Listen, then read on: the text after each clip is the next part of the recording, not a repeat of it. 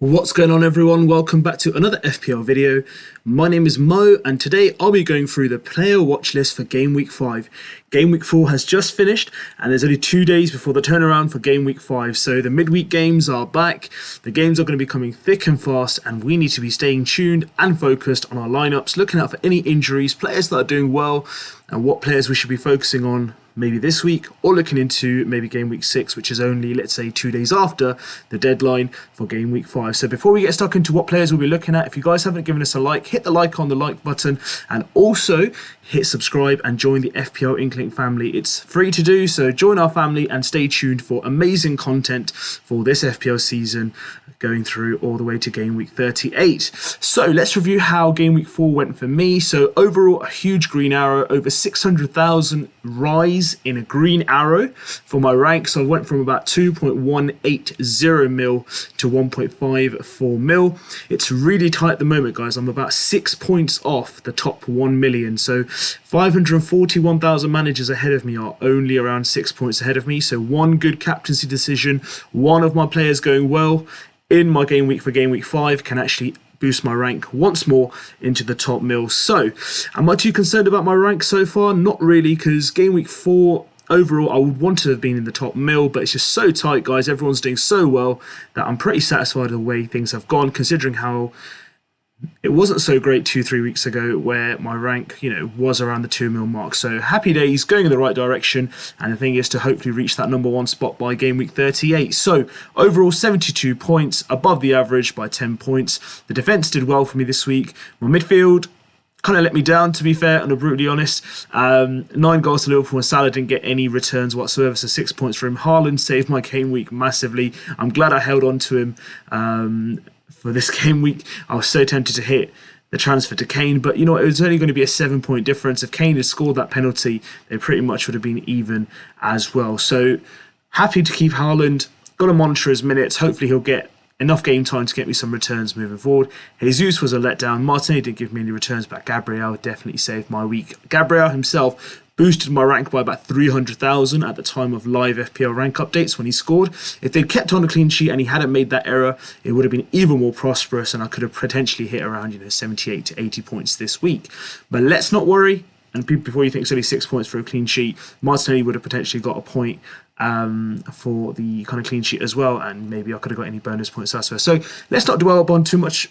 72 points, happy with that, and let's see what players I'm looking at in my watch list for Game Week 5. So, where do we begin? Of course, Trent AlexanderArnold. So, he was highly transferred out as a knee-jerk from his previous game week against Manchester United. Now, if you watch my previous videos, or if you're new around here and you haven't seen it, I kind of did say, be patient, he will come good. He's an FPL GOAT for a reason, has been hitting over 160 points continuously for the last 3 to 4 seasons, and he finally did come good. So, 17 points. I saw some people actually even captain him on the FPL community, so well done to them. I wasn't brave enough to do that, maybe I should have been, but Trent certainly did come back with a bang. Now, in terms of fixtures, what he's got coming up, Newcastle at home should be a challenging fixture, but I think Liverpool should be comfortable at home because they've shown what they can do at Anfield with the crowd behind them. Everton away is going to be a tough game. It's a derby. But again, Liverpool have had an immense, overall record over Everton. And this is probably the worst, Everton side I've seen in my lifetime. Because I remember the days of David Moyes, Leon Osman, Leighton Baines, Tim Howard. All these guys that used to play for Everton used to give them a real good game, but never really were that successful. Basing upon side to side, yes, Liverpool have some injuries and suspensions to Nunes, but I think, they'll have enough to get over the line. Wolves at home again, another good home fixture. And then they get a bit tough. Chelsea away, Brighton at home, and Arsenal away. For me, as I mentioned, I play Trent as an additional midfielder. So if he gets me 4 points for a clean sheet, happy days. But overall, I think he should be enough for me to have a £7.5 million player, which is a defender listed. But I think he'll get me more outputs than most players, even in the midfield that are priced maybe $500,000 higher, like at 8 mil. I think this guy will give him a good challenge. So a nice player to own, and I certainly don't feel like I'll be getting rid of him anytime soon. So that's why I brought him in there, because he should be on your player watch list, guys, if you've taken him out. If you have, or if you've never owned him, maybe you're looking to play a wild card, this is a great time to actually catch Trent, because it looked like, after the difficult game against Manchester United, he actually showed a bit of, I'd say, back to his own form, a bit of like confidence to get whip the ball in. And if Salah had, his shooting boots on, maybe he could have had a few more returns as well. So Trent for sure comes in at number 1 in my watch list for this week. Now, moving on to Rodrigo. So one of the highest transferred in players for game week 4. Disappointed, blanked this game, but look at those fixtures. I just can't ignore them. I'm so devastated that I don't have him in my squad, and I just don't think I can get him in unless I play a wild card. I have no intention to play my wild card as it stands, but in terms of those fixtures, look at them. At Brighton away is going to be a tough game. It's listed as green, but Leeds versus Brighton is going to be a fantastic game. I think he definitely can challenge the Brighton defence, and hats off to Sanchez, who got 2 back-to-back 8-pointers. Then Everton at home, another good fixture to target. Brentford away won't be easy, but definitely going to be another interesting game. Nottingham Forest at home.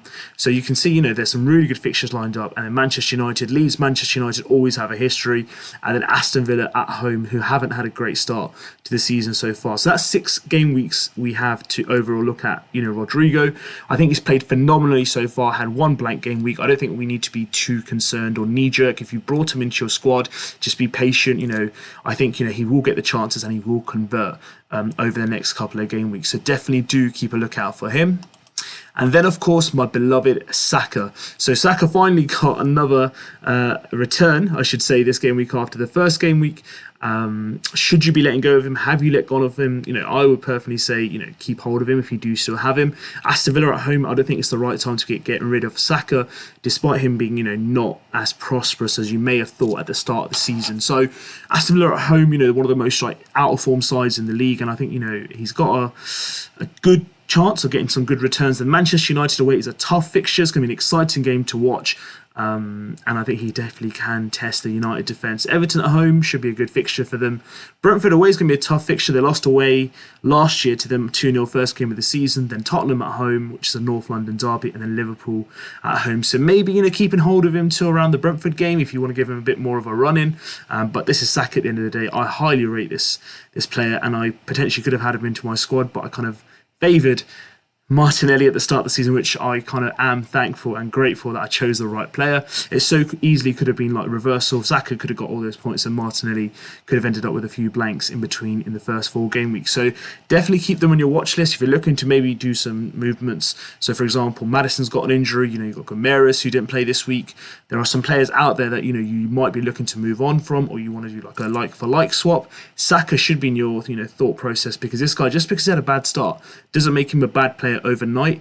We saw some real good glimpses against Fulham this weekend and he got a return. There's no kind of doubts for me that he will have a run where he will go big. Can we catch him before he hits that and go big in terms of our ranks? So definitely worth considering. His price has dropped again. So if you want to get him in and save a bit of money, even on his overall starting valuation, now might be a really good time for you to oversee that. And then, of course, Diaz. So my biggest kind of regret since game week 1, why did I get rid of him? I potentially lost out to around 27 points, so that could have put me easily in the top 200,000 managers if I'd kept hold of him and not gone to Kulusevski. But bygones be bygones. It's gone now. Not to worry. We can't, dwell upon the past. Let's look towards the future. So he's definitely looking to come into my squad in this game week for me to make him as a transfer. Newcastle at home. We've discussed the fixtures for Liverpool with Trent already. Really good fixtures. And I think, now we're starting to see a bit more of Diaz and, what he brings to Liverpool. Mane replacement, obviously Jota is out at the moment, Nunez is suspended, but obviously when they come back there is a likelihood there could be some rotation, but whilst he's playing and he's in good form, let's take some advantage of him. And I can sit and regret it, but he will go on a run again like that, and we just got to make sure that we keep faith in him and have him in our squads. Moving on now to Newcastle. So Trippier, I've talked a lot about him in my previous videos, and I just can't stop going on about him, because if there was one kind of change I could make in my team, it definitely would be Trippier for Cucurella. But Cucurella's done so well, there's no way I'm going to be taking him out and bringing Trippier in for the Liverpool game, because yes, he could bring me an attack in return, but keeping a clean sheet at Anfield, would be an absolutely monumental effort, which I don't think they will be able to do personally before the game week, but hindsight is a beautiful thing. And Crystal Palace, West Ham, Bournemouth, Fulham and Brentford. So some really good fixtures coming up for Trippier as well. So I think from an attacking perspective in the Liverpool game, he can be persisted with, or if you've got a strong bench, maybe benching him might be an option for you. But if you do have him in your starting lineup, no problem. You've backed him, so keep him. And I think he had a good game against Wolves as well. He did hobble, did have like a strain in his hamstring, but he finished the whole game. So I don't think there's going to be any concerns around his minutes or his injury in itself. And now we go on to Perisic. So again, another good game for Perisic. Got another return. So easy could have had another return if Harry Kane had actually converted his spot kick, which is the first one he's missed since 2018. So well done, Dean Henderson. But Perisic looks incredible. Again, will I be able to bring him in? Should I bring him in? When am I going to bring him in? This is the question that I ask myself every single day. But fixtures for Spurs, are a mixture, but there's some really good fixtures to target. I think he might be rested for the West Ham game, and Sessegnon will get a game, but Fulham at home, then Man City away, Leicester at home, Arsenal away, and then Brighton away. So some real mixture of fixtures. But this guy, we can always rely upon there might be a clean sheet in there, but in terms of an attacking return, this guy looks the part. He looks like he's settling in. He knows how Conte wants him to play. They have that previous relationship. And this player, I think will be highly owned definitely, by, I'd say, the Fulham game week at least. If not, he will be coming into most people's squads during wildcards, which they'll probably be playing in the next, 3 to 4 game weeks, if not right now. So Perisic is on the radar. Will he be coming into my squad? It's out of him or Trippier. Diaz most likely will be in my squad for this game week 5, but this is someone I'm really keeping a close eye on, and he's on my watch list to come into my squad. So if I do make a transfer, even if I play my wild card, I'm not too sure. He's definitely going to be on my top 3 transfers that I will look to bring into my squad to strengthen it, and I really want him in my squad because I think he's an overall absolute amazing asset to have in FPL. Even if he comes in as a sub, he's proven in his first 2 games he's got returns with even 15-20 minutes on the pitch. He brings that to Spurs. He gives them width. He gives them an extra kind of ultimatum or an alternative to bring forward an attack. And he's on set pieces in terms of corners, free kicks as well. So a real good overall package is Perisic. So these are the players, guys, that are on my watch list at the moment for Game Week 5. Potential to be brought in for this game week, if not definitely Game Week 6, are these players who I'm overall looking at and keeping a close eye on. So if you like the players that I've looked at, give us a like. If there's any players that you're looking at and I haven't discussed, put it in the comments section. Let me know what your thoughts are, who you're looking to bring in, and what your plans are for Game Week 5. However, if you haven't subscribed yet, why not? This is the moment, guys. It's absolutely free. Hit that subscribe button. Be part of the FPL INKLING family if you're not already so.